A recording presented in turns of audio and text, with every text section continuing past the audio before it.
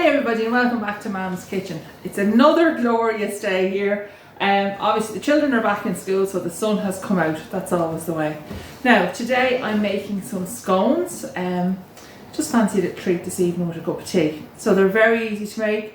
They're one of the first things I started making, and they're so simple. Once you start, you won't stop. Now I'm going to be making about 12 scones today.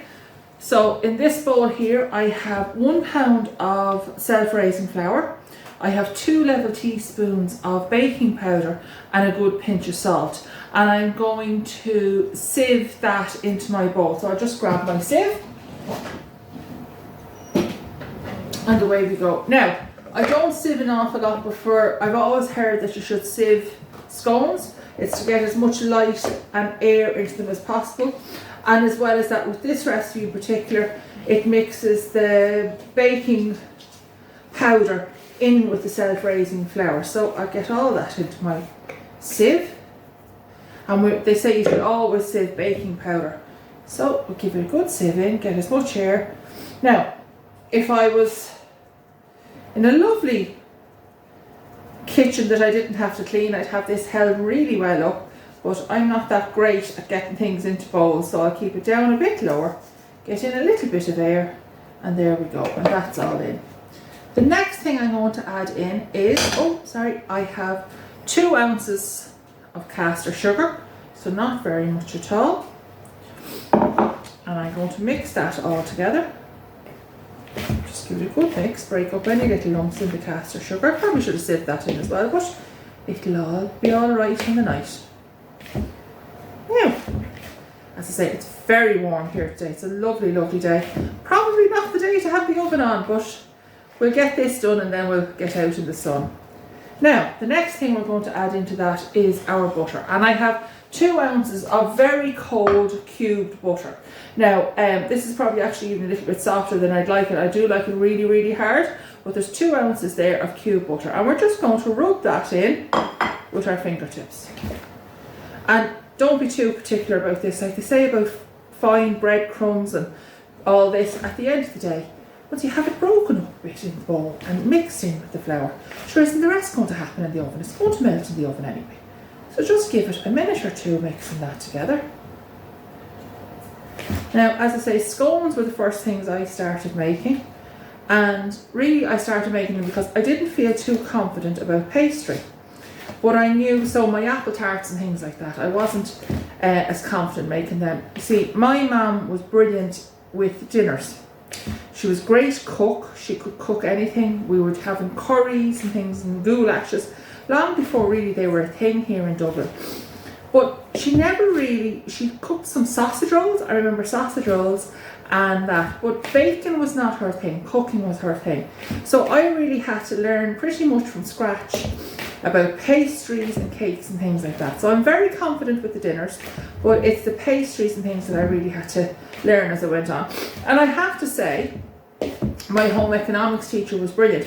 She really inspired us to try out different things, and I loved home economics in school. Well, I loved the cooking and the baking part of it. Sadly, the sewing, I was useless at the sewing. In fact, I think at one point the teacher actually gave up on me and just said I could take it home because she knew my mum would sew it at home. Anyway, bit of a cheat, but sure, there you have it. It got done, and there we have. And that, as I say, is the butter and the flour mixed together. And there you can see that there's some bits in it still a bit big, there's some bits a bit small.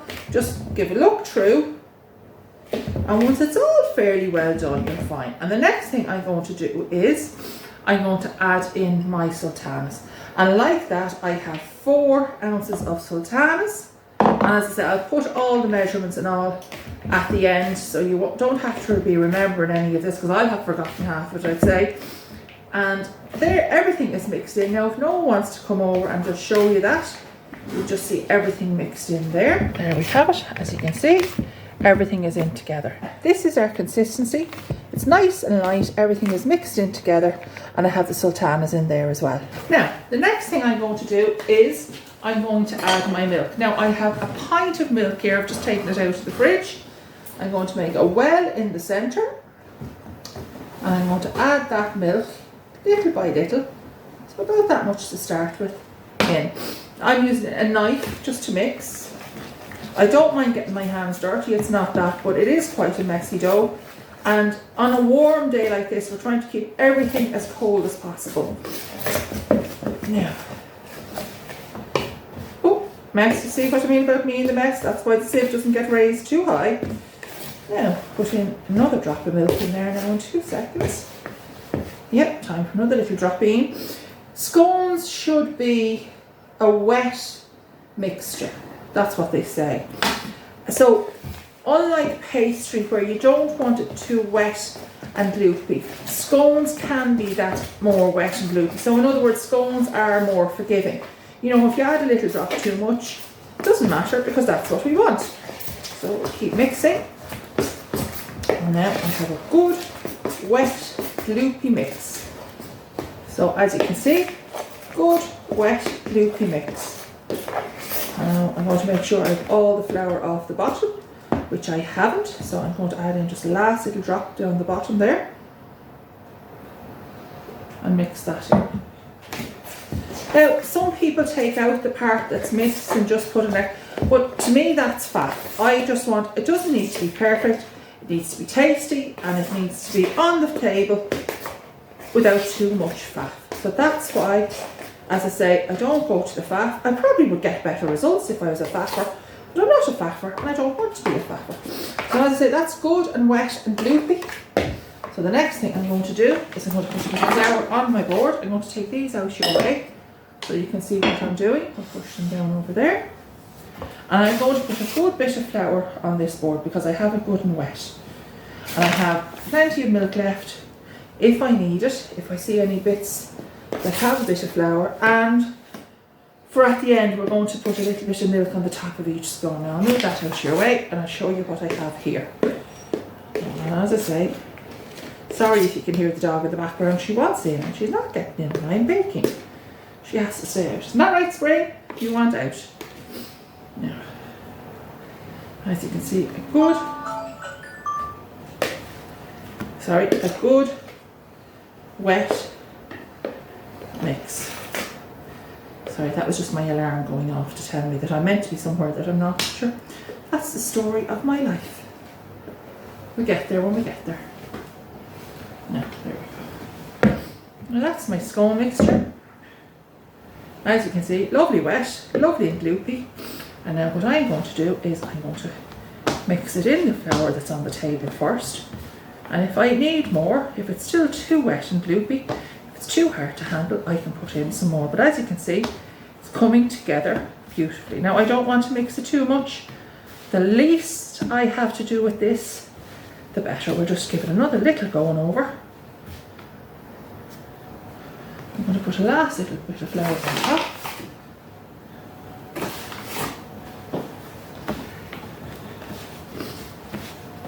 I have a nice, smooth dough there ready to rock. Now, no need for rolling pins, nothing like that. Last little bit. I'm going to put a bit there and I'm going to put a nice bit of flour there at the side for my cutter. And I'm making it out nice. Make sure I flour underneath. Give it a last doing over. Because sometimes people say to put flour on the tray. I prefer to do it this way. The bottom of the scone will have plenty of flour on it, and yet I'm not getting that horrible burnt smell coming from my oven. Now, here's my cutter. I think it's about a 2 or 3 inch cutter. It's the one I always use. I know it's the one because the numbers actually washed off it. So whatever size scone you like, that's the size you cut. Couple of little things. Don't make your scone mixture too flat. Scones don't really rise all that much. So people who are rolling them out really thin like pastry, you're not going to get a nice rise in your scone. And the other tip I heard going down through the years is don't twist the cutter. Don't twist the cutter. Just put it straight in and straight out. And there we have scone number 1. Scone number 1 is going to go over. As you can see, it's still nice and wet. I'm just going to leave another bit of flour there. That's scone number 1. 2.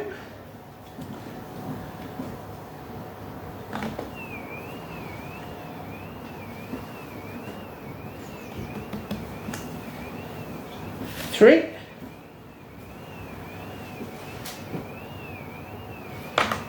Up there. 4.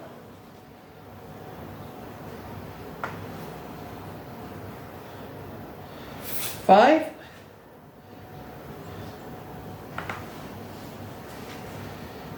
6.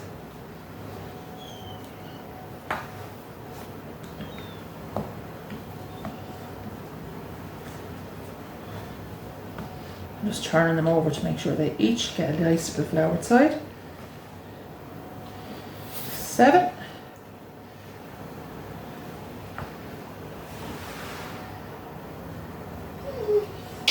8.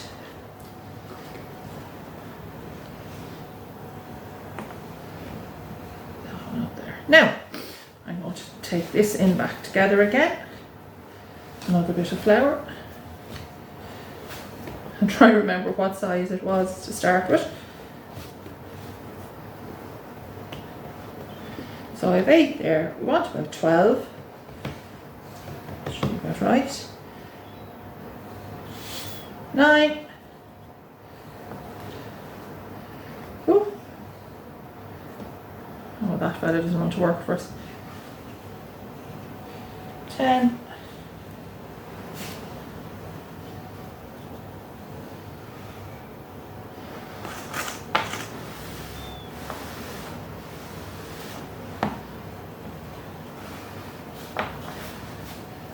'Put it back together again. As I say, get our last little bits. 11.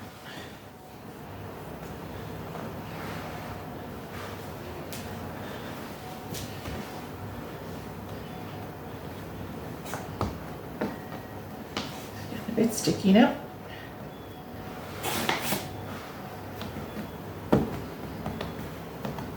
And 12. And this last little fella, I'll just put him into a sort of an L shape. And he can be my scone when all is done. So we'll just put him down, get the cutter around him, and there we go. And he's going to be mine, so we'll put him out at the end. Now, we have our scones made. He's my baker's scone. Have our scones made, have our scones cut out. Now, I already had my tin in the oven, so I'm going to take that out. I'm going to put a tea towel here so that I don't burn my countertop. As you can see, I have a nice hot tin here now, and I have my parchment paper in that.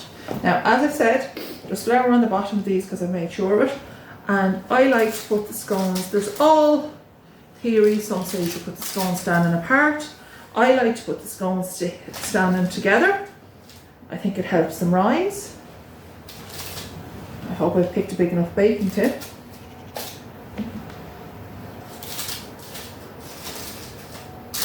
Try to get them in without burning the fingers off myself as well.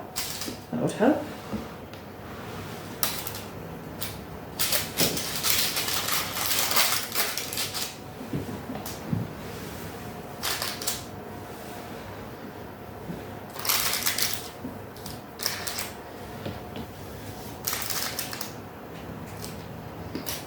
A little bit close for my liking, so I'm just going to shimmy them around just a little bit to fit everybody in.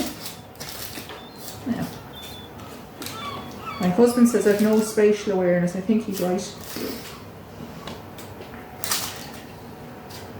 Now, I'm going to put this little lot in first. Now, he might fit in there. No, I don't. I'll put them on another one in 2 minutes. I just want to show you what I'm going to do. Now, I take my drop of milk and I very carefully, with my little pastry brush, I very carefully, just do like that. It's been in the dishwasher, so it's a bit rough, but anyway, it'll be fine. It'll do us grand. And I'm only going to, you might like to come in here, I'm only going to rub the milk on the top of the scones, because they say if you let the milk drip down along the scones, what happens then is that it stops them rising. They rise at an angle. It still tastes just as nice, but they just are a little bit crooked, for want of a better word. So as you can see, I'm just very carefully putting the milk just on the top. Now, another little tip I was told along the way was that if you put a bit of salt in the milk, it will make the scones even browner for you. How true or false that is, I don't know. I'm trying to cut down a little bit on salt here in the house, so even the little bits like that, as I say, little bits make the difference. So I'm going to just leave the bit of salt that I put in the scones, and I'm not going to put it in the milk as well. Okay, nicely on the top just. I think I've gotten them all there. Now, I'm going to put these into the oven for about 15 to 20 minutes, and then I'll let you see them when they come out. Back soon.